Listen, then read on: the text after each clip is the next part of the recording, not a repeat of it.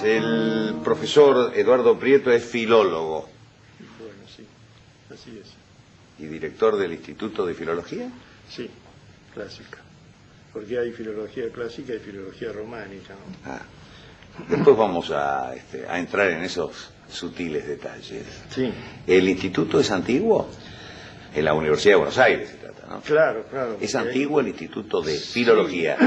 Bueno, se fundó en 1927, empezó a funcionar y hay una ordenanza del Consejo de 1931.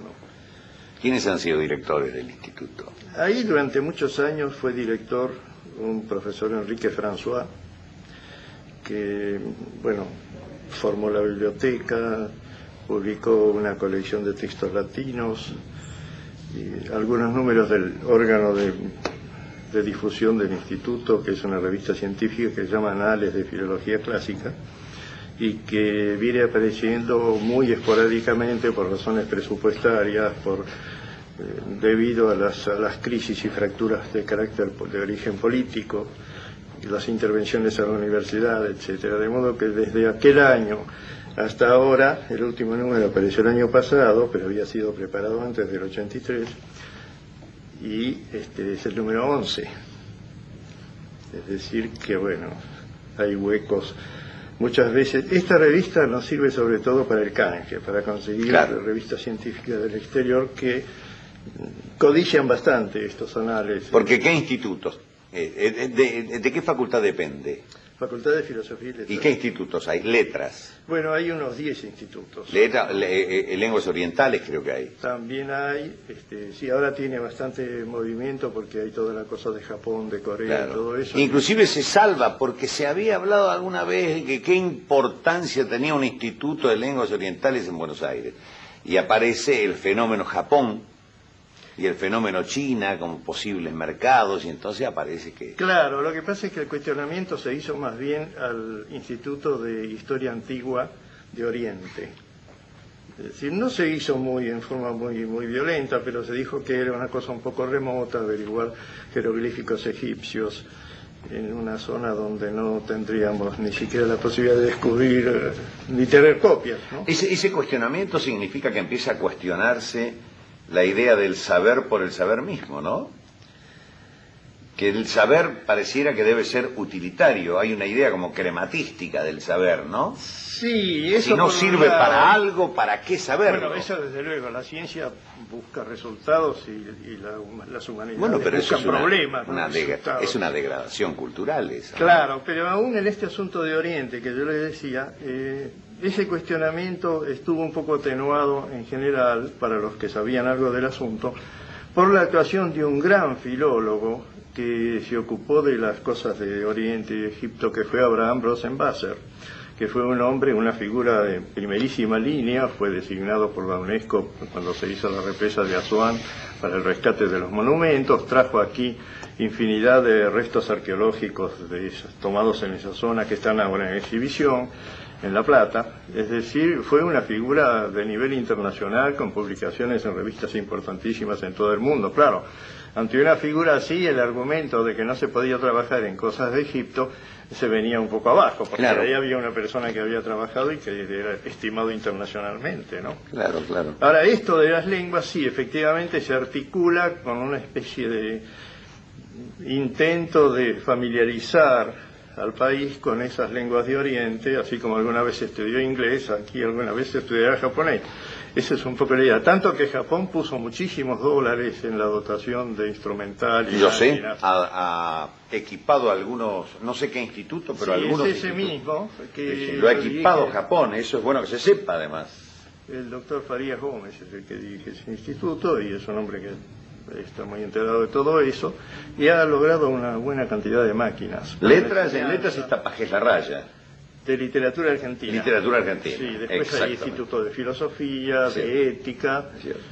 Bueno, hay antropología. 10 institutos, antropología. Sí, está bien.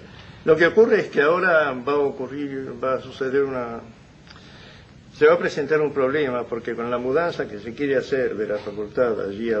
Sí, he visto que hay una especie de discusión, ¿no? Claro, hay una discusión porque, bueno, el espacio es grande, pero no tan grande como para abarcar todo lo que uno querría que se... Y hay que trasladar bibliotecas y grandes bibliotecas. Claro, pero eso implica centralizar las bibliotecas, entonces los institutos reducidos a una habitación sin libros no son institutos, ya no son nada, ¿no? Ah, claro, ahora caigo en el cogollo de la discusión. La discusión tiene que ver con esto. Si juntamos las bibliotecas de todos los institutos, sí, cada biblioteca pasa a ser un mueble de una gran biblioteca. O 20 muebles. O 20, pero en todo caso una parte. Sí, y el instituto que tenía su propia biblioteca a mano, preparada, sí, codificada, va a ser nada más que una oficinita. Claro, con una función administrativa. Ahí esa es la... Claro, pero eso tiene eso está todavía en planeamiento y en discusión. Quizá tenga una salida más organizada. La idea es hacer en el subsuelo muchos cubículos de investigadores que inclusive estén cerca de la dotación de libros de su materia. Yo no sé cómo va a caminar eso, porque claro, eso supone mucho personal, movimiento rápido de los libros, acomodamiento rápido. Y uno cuando trabaja en una tarde por ahí mueve 20 o 30 libros, no es un solo libro. Si uno se pusiera a leer un libro y cuando termina ese lee otro, la cosa sería muy fácil. Claro. Pero surgen dudas, están las enciclopedias, este autor dice tal, bueno, vamos a ver si lo dice, uno baja el libro, lo tiene 2 minutos, lo vuelve a poner. Pero si tiene que hacer una boleta para esa consulta de 2 renglones, la cosa se pone más difícil. Es decir, cualquiera que trabaje en humanidades sabe que se mueven muchos libros en el día. Uno en su propia casa mueve 20 libros de la biblioteca trabajando, para buscar datos, porque se le ocurren ideas y quiere verificarlas.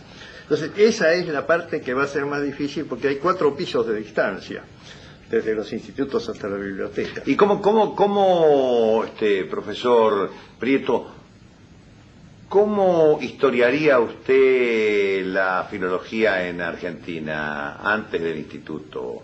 ¿Hay alguien a que usted pueda calificar de, bueno, una figura, así como antropólogos no los había con títulos, pero se piensa en Ambrosetti, se piensa en otros investigadores, estudiosos, y dice, bueno, fueron precursores?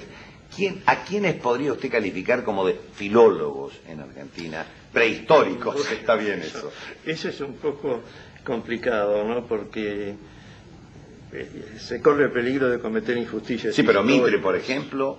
Bueno, no, pero yo hablo de filólogos ya en sentido profesional, es decir, claro, que se hayan ocupado... Está bien, porque Mitre codificó lenguas indígenas americanas, eso es un trabajo filológico. Cuando usted en su tienda de campaña de militar está traduciendo la Divina Comedia, es un tipo de militar que evidentemente no estudia todos los días. Sí, pero además codificaba lenguas americanas. Además, sí. Bueno, es el tipo de militar muy culto en disciplinas humanísticas, con una formación muy especial, que quizá habría que pensar en recuperar a través de la inserción en las universidades. Bueno, pero que siempre los hay, además, siempre hay estudiosos. Sí, claro, pero no es el tipo común. Si usted piensa, qué sé yo, en los últimos 20 o 30 Perón hizo años, una codificación de lengua pampa o mapuche. Perón quizá haya sido el último de los... No sé, Francisco Romero era militar. Sí, claro. Sí, pero retirado ya. Yo me refiero a gente que hace toda su carrera y al mismo tiempo tiene... ¿Y qué ha habido? ¿Qué filólogos ha habido antes? Bueno, mire, así prehistóricos, como usted dice, yo entré en la facultad en el año 1937 y ya no estaban, de modo que le digo los anteriores. Grusac trabajó. Fundamentalmente Capello, que hizo una historia de la literatura griega en 3 tomos publicada por el Instituto muy